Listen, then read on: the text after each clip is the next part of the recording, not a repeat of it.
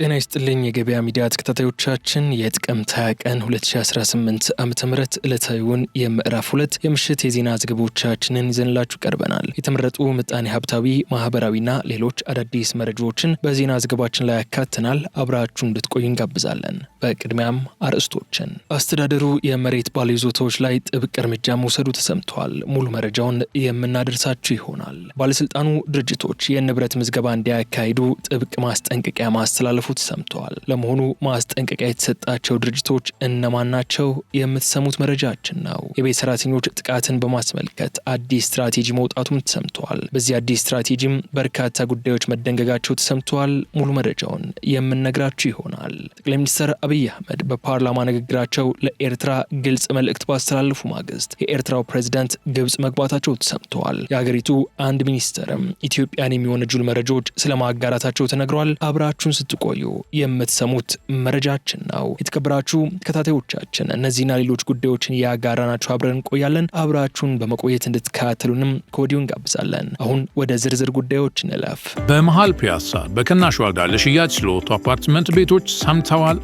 ሰላም ጤና ይስጥልኝ። የአማና ኢምፖርት ኤክስፖርት እህት ኩባንያ የሆነውና ከ15 ዓመት በላይ በተለያዩ የቢዝነስ ዘርፎች ልምድ ያካበተው ሜሪት ፕሮፐርቲስ አሁን ደግሞ በፒያሳ ላይ በካሬ 90 ሺህ ብር ብቻ ባለ 1 መኝታ በ441 ሺህ ብር፣ ባለ 2 መኝታ በ855 ሺህ ብር፣ ባለ 3 መኝታ በ1.1 ሚሊዮን ማግኘት ይችላል። ታዲያ ይህ ቅናሽ የተመቻቸው ለ10 ሰዎች ብቻ ስለሆነ ስክሪን ላይ ባለው ስልክ እየደወሉ ቦታውን ያዙ። ሜሪት ፕሮፐርቲስ። ወንዞችና የወንዞችን ዳርቻ የበከሉ ድርጅቶችና ግለሰቦችን 1.6 ሚሊዮን ብር መቅጣቱን ባለስልጣኑ አስታወቀ።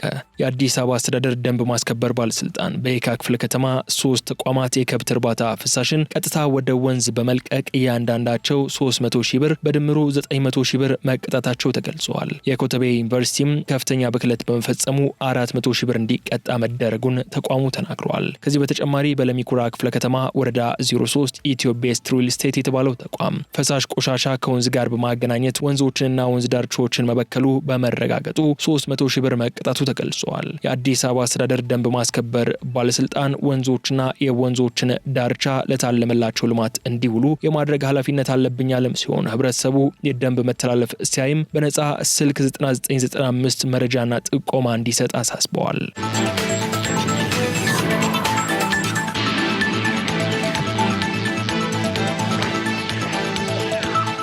አገልግሎቱ ባለፉት 3 ወራት በ100 ሚሊዮን የሚቆጠሩ ሰዎች ማጓጓዙ አስታወቀ። የአዲስ አበባ የከተማ አውቶቡስ አገልግሎት ድርጅት በሩብ ዓመት በቀን ከ1130 በላይ አውቶቡሶችን በተመደቡበት ቦታና ሰዓት እንዲገኙ በማድረግ ከ116 ሚሊዮን በላይ ለሚሆኑ ደንበኞች አገልግሎት መስጠት መቻሉን አሳውቀዋል። 2018 በጀት ዓመት የመጀመሪያ ሩብ ዓመት በእቅድ ተይዘው ከሚተገበሩ ተግባራት መካከል ዋና ዋናዎቹ አቅርቦት፣ ጉዞ፣ ርቀትና ተሳፋሪ ሲሆኑ ባለፉት 3 ወራት ብቻ በቀን በአማካይ ከ1130 በላይ አውቶቡሶችን በ192 የስምሪት መስመሮች በማሰማራት ከ1.1 ሚሊዮን በላይ ምልልሶችን በማድረግና ከ14.5 ሚሊዮን በላይ ኪሎ ሜትሮችን በመሸፈን ከ116 ሚሊዮን በላይ ለሚሆኑ ደንበኞች አገልግሎት መስጠት ችለናል ሲሉም የድርጅቱ የብዙሃን ትራንስፖርት ዳይሬክቶሬት ዳይሬክተር አቶ መላኩ ካሳይ ገልጸዋል። ከመደበኛው ትራንስፖርት አገልግሎት በተጨማሪ በሩብ ዓመቱ 82 የተማሪ ሰርቪስ መኪኖችን በማዘጋጀት ለ2714 ተማሪዎች አገልግሎት እየሰጡ መሆናቸውን የገለጹት አቶ መላኩ አገልግሎቱን የተሳለጠና ዘመናዊ ለማድረግ የክትትልና ቁጥጥር ተግባራት በሰው ኃይልና በቴክኖሎጂ እየተከናወነ ስለመሆኑ በማዕከልና በቅርንጫፍ ደረጃ ክትትል እየተደረገ መሆኑን አብራርተዋል። አክሎም የ2018 የመጀመሪያ ሩብ ዓመት ከ2017 የመጀመሪያ ሩብ ዓመት ጋር ሲነጻጸር አፈጻጸሙ ከፍተኛ ለውጥ ያለው መሆኑን አቶ መላኩ አክለው ገልጸዋል።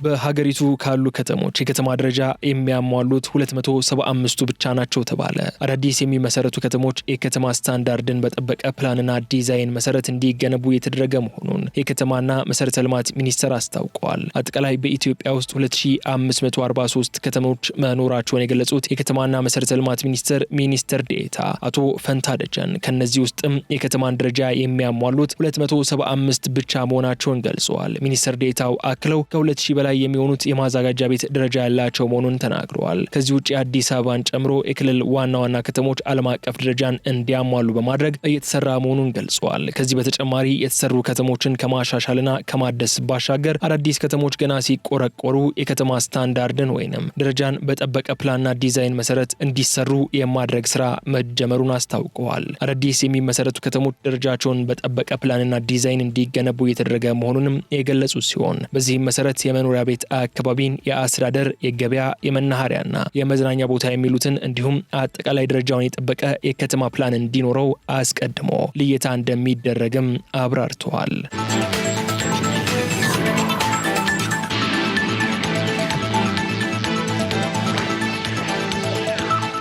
ሚኒስትሩ ቪዛ ተደራሽ ለማድረግ ሰራሉ በሚሉ እንዳትታለሉ ሲል አስታወቀ።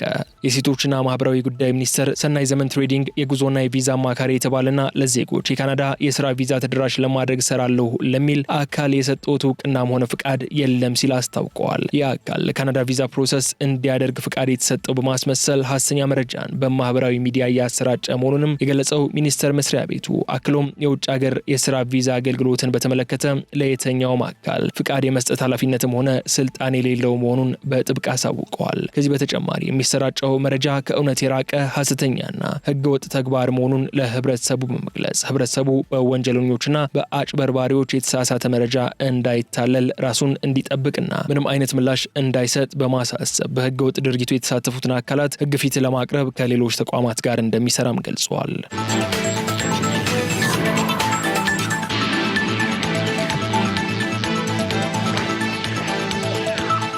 ጠቅላይ ሚኒስትር ዶክተር አብይ አህመድ በፓርላማ ንግግራቸው ለኤርትራ ግልጽ መልእክት ባስተላለፉ ማግስት የኤርትራው ፕሬዝዳንት ግብጽ መግባታቸው ተሰምተዋል። ጠቅላይ ሚኒስትር አብይ ከቀይ ባህርና ከኤርትራ ጋር በተያያዘ ውጊያ ከተነሳ ውጤቱ ግልጽ ነው፣ ያለን አስተማማኝ አቅም ነው፣ ማንም አያቆመንም ሲሉ ማስጠንቀቃቸው ተከትለው የኤርትራው ማስታወቂያ ሚኒስትር ምላሽ ሰጥተዋል። በሌላ በኩል ፕሬዝዳንት ኢሳያስ አፈወርቂ ደግሞ ለ5 ቀናት ይፋዊ የስራ ጉብኝት ዛሬ ሐሙስ ጥቅምት 20 ቀን 2018 ዓ.ም ረፋድ ላይ ወደ ግብጽ መጓዛቸው ተሰምተዋል።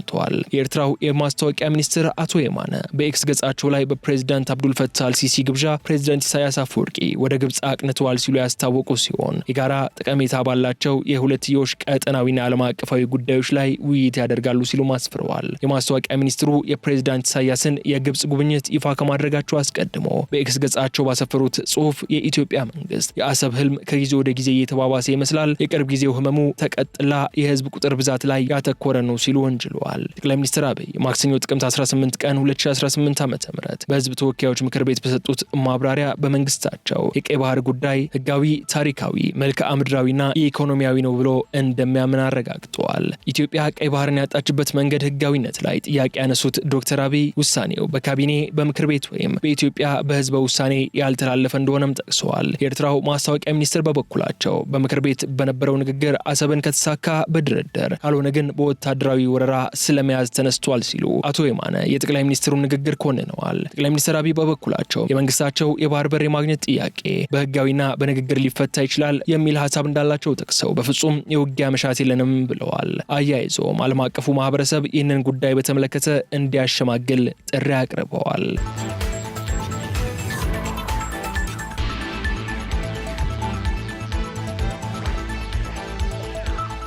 የተከበራችሁ ተከታታዮቻችን መረጃዎቻችን ይቀጥላሉ። አሁን በስፋት ለመመልከት የመረጥነው አንድ ጉዳይ ወደ እናንተ እናደርሳለን። የቤት ሰራተኞች ጥቃትን በማስመልከት አዲስ ስትራቴጂ መውጣቱ ተሰማ። በዚህ አዲስ ስትራቴጂም በርካታ ጉዳዮች መደንገጋቸው ተሰምተዋል። ሙሉ መረጃውን የምናጋራችሁ ይሆናል። ባልደረባችን መላኩ ደምሰው እንደሚከተለው ያቀርበዋል። የቤት ሰራተኞችን ጨምሮ አጠቃላይ ሴቶችን ከተለያዩ ጥቃቶች መከላከል የሚያስችል አዲስ ሀገራዊ ስትራቴጂ መውጣቱ ተነገረ።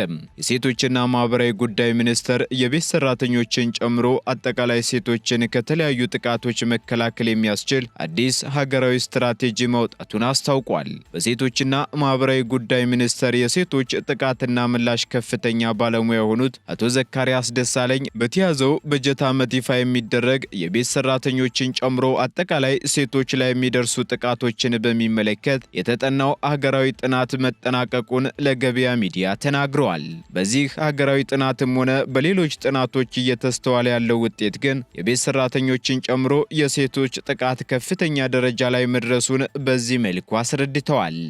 የጥቃት አይነቶች እንግዲህ ሰፊ ናቸው። በቤት ውስጥ ይከሰታል። በቅርብ አጋር በባል በሚስት መካከል በዘመድ መካከል ይፈጸማል። በሌሎች ደግሞ ይፈጸማል እና ይሄም ወሲባዊ ጀምሮ አካላዊ፣ ስነልቦናዊ፣ ኢኮኖሚያዊ ተብሎ ነው የሚከፋፈለው።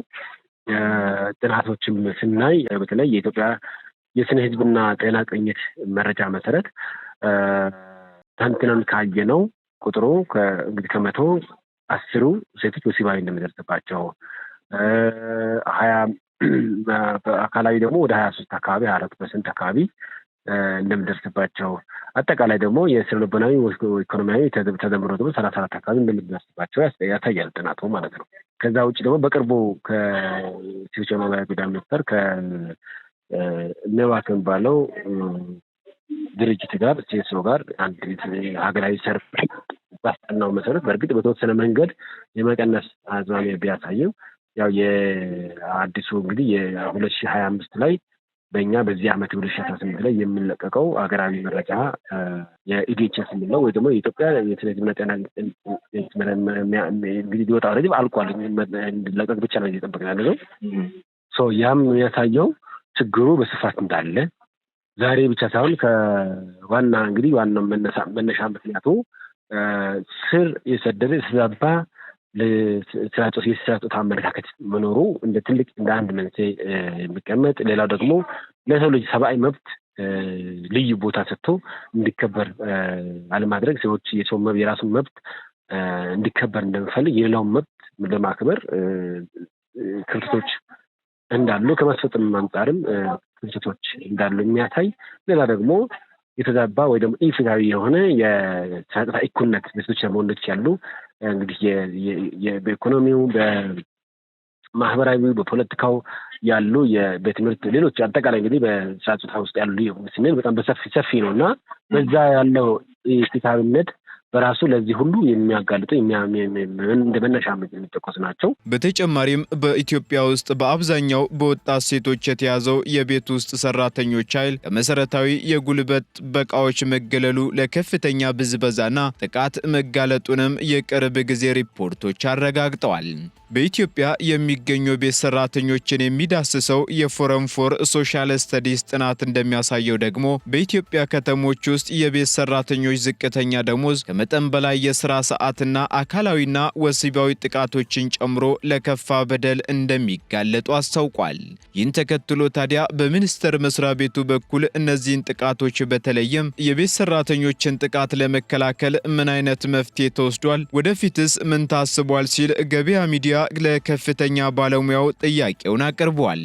ምንድነው የተሰራው ተብሎ ከታየ አንደኛ እንደ ሀገር ኢትዮጵያ እንግዲህ የህገ መንግስት የሴቶችን መብት የሚያረጋግጡ እኩልነትን እንዲሰፍን የሚያደርገው ህገ መንግስት አምብሬላው ዋናው ህገ መንግስታዊ መብት ነው።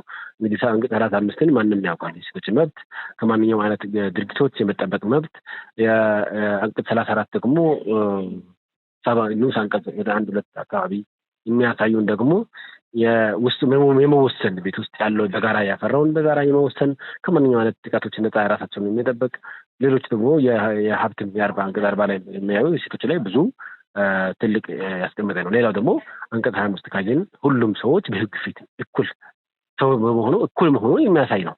ከዛ በመነሳት ከህገ መንግስቱ በመነሳት የተለያዩ የዓለም አቀፍ ህጎችን ኢትዮጵያ የተቀበለቻቸው ህጎች የኢትዮጵያ አካል መሆኑን የሚያሳይ ነው። አንቀጽ 9 ካየን ማለት ነው።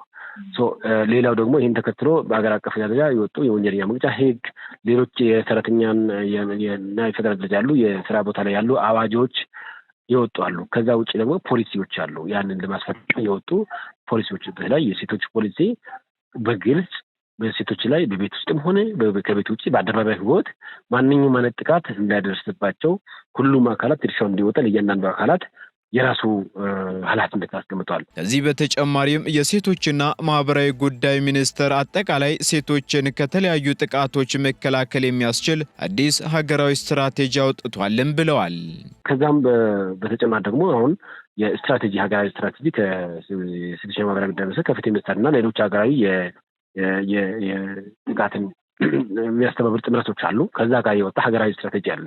አንዱ በኢኮኖሚካሊ ወይ ደግሞ በቤት ውስጥ በአስተዳደሮችም በሌሎችም በባልና ሚስት መካከልም የሚደርሱ ጥቃቶች ተገቢው አገልግሎት ማግኘት ያለባቸው፣ ተገቢው የህግ ድጋፍ ማግኘት ያለባቸው፣ ተገቢው ምርመራ ማድረግ አለባቸው ተብሎ የተቀመጡ ነገሮች እንዳሉ የሚያሳይ ነው። ይህ በእንዲህ እንዳለ ታዲያ አንድ ወይንም ሁለት ተቋማት ብቻ የቤት ሰራተኞችን ጨምሮ አጠቃላይ ሴቶችን ከተለያዩ ጥቃቶች መከላከል እንደማይችል ተናግረው የሚመለከተው ባለድርሻ ሁሉ ሴቶችን ከጥቃት መጠበቅ አለበት ሲሉም አሳስበዋል።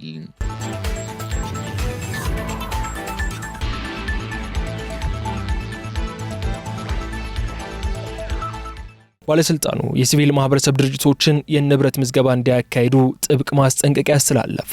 የሲቪል ማህበረሰብ ድርጅቶችን የሚከታተለውና የሚቆጣጠረው የኢፌዴሪ ሲቪል ማህበረሰብ ድርጅቶች ባለስልጣን በሲቪል ማህበራት ዘርፍ ለሚንቀሳቀሱ 100 ተቋማት የንብረት ምዝገባ እንዲፈጽሙ ጥብቅ ማስጠንቀቂያ አስተላልፈዋል። ከነዚህም መካከል 70 የሚሆኑት የውጭ ድርጅቶች ይገኙበታል የተባለ ሲሆን ድርጅቶቹ ንብረታቸውን መዝግበው እንዲልኩ የተሰጠው ቀነ ገደብ እስከ ህዳር 13 ቀን 2018 ዓ.ም ድረስ መሆኑ ተሰምቷል። ባለስልጣኑ ለድርጅቶቹ በላከው ደብዳቤ ላይ እንደገለጸው የህዝብ ሀብት አጠቃቀም ማረጋገጫና የዘርፉን አጠቃላይ መረጃ ማጠናከር የሚሉት ዓላማዎችን ለማሳካት ያለመ መሆኑንም ተጠቁሟል። በአዋጅ ቁጥር 1113/2011 መሰረት በህዝብ ስም የተሰበሰበው ሀብት ለታለመለት የህዝብ ዓላማ መዋሉን የማረጋገጥ ግዴታ በባለስልጣኑ ላይ የሚጣል ሲሆን ይህንን ግዴታ ለመውጣት የንብረት ምዝገባው ወሳኝ መሆኑን አስረድተዋል። በአገር ደረጃ በሲቪል ማህበረሰብ ዘርፍ ስር ምን ያህል የሚንቀሳቀስና የማይንቀሳቀስ ንብረት እንዳለ ጥቅል መረጃ ለመያዝ ለመሰብሰብና ለማጠናቀር የምዝገባው ሂደት እንደሚያስፈልግም ተገልጿል ሲል ካፒታል ዘግቧል።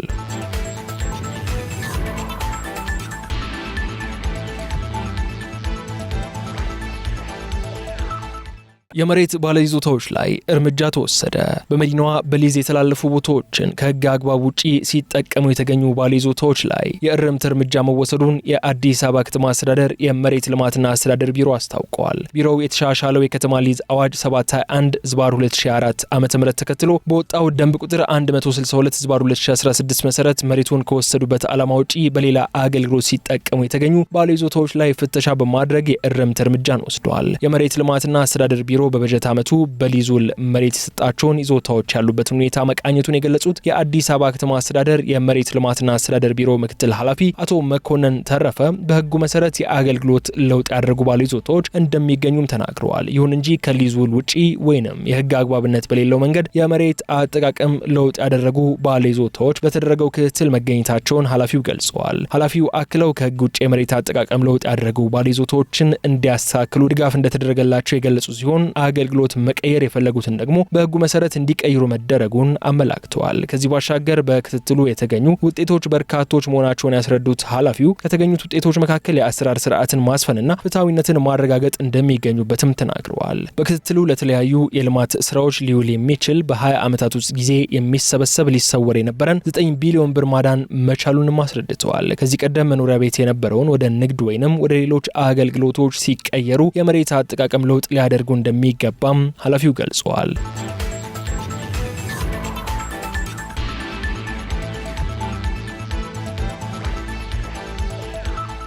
የተከበራችሁ ተከታታዮቻችን ከገበያ ሚዲያ ለጥቅምት 20 ቀን 2018 ዓ.ም የምዕራፍ 2 የምሽት የዜና ዘገባዎቻችን እነዚህ ስትከታተሏቸው የቆያችሁትን ይመስሉ ነበር። በሌሎች ጉዳዮች መልሰን እስክንገናኝ ድረስ መልካሙን ሁሉ ለእናንተ እየተመኘን እዚህ ጋር እንሰናበታለን። ሰላም። በመሃል ፒያሳ በቅናሽ ዋጋ ለሽያጭ ስለወጡ አፓርትመንት ቤቶች ሰምተዋል? ሰላም ጤና ይስጥልኝ። የአማና ኢምፖርት ኤክስፖርት እህት ኩባንያ የሆነውና ከ15 ዓመት በላይ በተለያዩ የቢዝነስ ዘርፎች ልምድ ያካበተው ሜሪት ፕሮፐርቲስ አሁን ደግሞ በፒያሳ ላይ በካሬ 90 ሺህ ብር ብቻ ባለ 1 መኝታ በ441 ሺህ ብር፣ ባለ 2 መኝታ በ855 ሺህ ብር፣ ባለ 3 መኝታ በ1.1 ሚሊዮን ማግኘት ይችላል። ታዲያ ይህ ቅናሽ የተመቻቸው ለ10 ሰዎች ብቻ ስለሆነ ስክሪን ላይ ባለው ስልክ እየደወሉ ቦታውን ያዙ። ሜሪት ፕሮፐርቲስ